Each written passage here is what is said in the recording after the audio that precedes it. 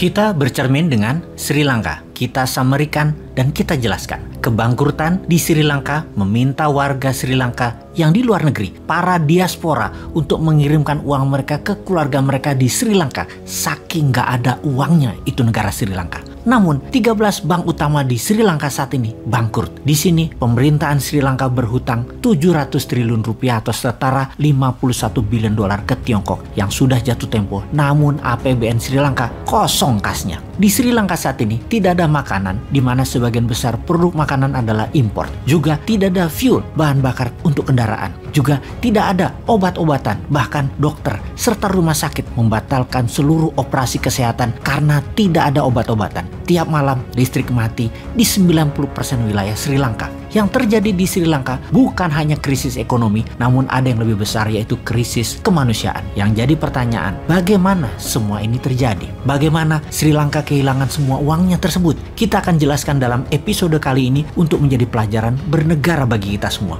Video kali ini disponsori oleh Dinaran yang merupakan sistem pembayaran menggunakan emas hingga pecahan 0,01 gram, di mana kalau memerlukan fisiknya bisa diambil di ATM Gold. Saat ini baru 1 unit ATM tersebut, dan di tahun 2022 ini akan menambah 50 unit ATM Gold yang baru di seluruh kota besar di Pulau Jawa dan Bali. Kembali ke Sri Lanka. Pertama ada masalah kebijakan atau government policy. Kemudian ada masalah politik. Dan kemudian ada masalah yang namanya Tiongkok. Akar dari banyak masalah di berbagai negara. Kita mulai dengan kebijakan negara di Sri Lanka. Hasil saat ini adalah buah dari mismanagement yang panjang yang telah dilakukan oleh Sri Lanka, yaitu masalah fundamental. Impor lebih banyak dari ekspor, belanja negara atau spending lebih banyak dari earning atau pendapatan negara. APBN Sri Lanka negatif. Neraca perdagangan defisit karena banyak impor. Anggaran defisit karena kebanyakan belanja spending. Ini juga disebut dengan double debt atau hutang ganda, di mana ini juga biasa disebut dengan resep sukses untuk bencana ekonomi sebuah negara. Cara Sri Lanka menyelesaikan masalah defisit tadi salah kaprah, yaitu dengan malah menambah hutang. Hutang Sri Lanka saat ini 111%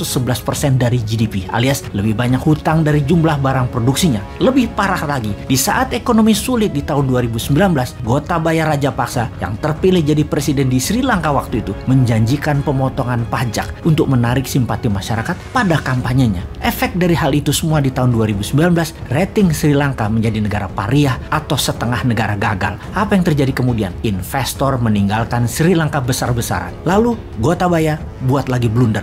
Dia melarang pupuk kimia di Sri Lanka. Bukan untuk kesehatan, namun karena tidak ada dolar untuk membeli pupuk, dia bersandiwara, bernarasi untuk kesehatan. Tapi hal itu semua blunder, membuat petani gagal panen hingga menurunkan jumlah produksi beras hingga 50% turunnya. Sejak Juni 2021, Sri Lanka menjadi pengimpor beras. Di tengah kekacauan tersebut, sejak Juli 2021, di mana dukungan terkuat Rajapaksa adalah Sinhala Buddhis, atau kalau di Indonesia adalah gerakan keagamaan. Dan kemudian saat itu mulai goyang kepercayaannya karena Sinhala Buddhis mulai berbalik membela rakyat, tidak membela Rajapaksa. Ada lagi sebuah kebijakan yang blunder, di mana harusnya mengutamakan pasar atau pro market approach, tetapi malah mengutamakan well driven mode. Maksudnya apa? Malah pamer kemakmuran dengan membangun infrastruktur jalanan. Itulah well driven mode, bukan pro market approach. Padahal isi dari infrastruktur tersebut tidak ada. Fuelnya impor, mobilnya impor, dan untuk mengerjakan hal ini Rajapaksa bekerja sama dengan Tiongkok. Sri Lanka mendapatkan hutang besar dari Tiongkok dalam bilateral debt. Sri Lanka mempertaruhkan ekonominya di tangan Tiongkok. Benar sih, Tiongkok kirim uang Tiongkok.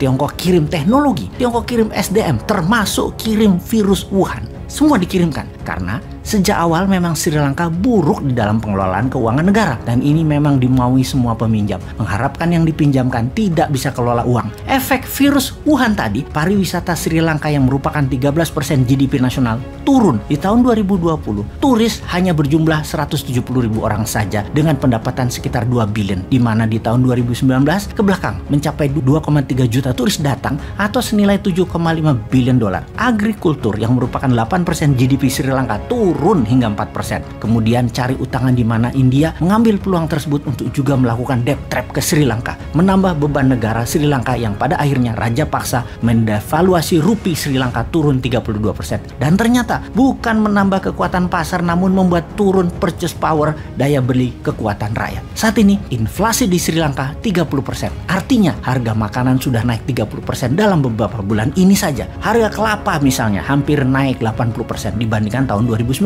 Harga bawang naik 100% dalam 2 tahun ini. Harga beras naik 90%. Harga ayam naik 55%. Yang terjadi di Sri Lanka kalau bisa disimpulkan, inflasi tinggi, hutang negara tinggi, tidak punya cadangan devisa, serta mata uang yang turun terus nilainya. Setiap hari yel-yel masyarakat go gota go menggelegar seantero Sri Lanka. Berapa sih cadangan devisa Sri Lanka saat ini? Hanya 1,9 billion US dollar saja. Hanya sedikit lebih banyak dari kekayaan selebgram dan seorang model Kylie Jenner yang berusia 24 tahun tersebut. Saat ini Sri Lanka perlu uang untuk memberi makan 22 juta penduduknya, memberi keamanan dan membayar hutang negara. Saat ini untuk membuat muter ekonomi Sri Lanka perlu dana sejumlah 20 billion dolar. Siapa yang mau meminjamkan pada saat jaminan keamanan bernegara dan kelolaan negaranya amburadul seperti itu? Semoga ini semua menjadi pelajaran buat kita.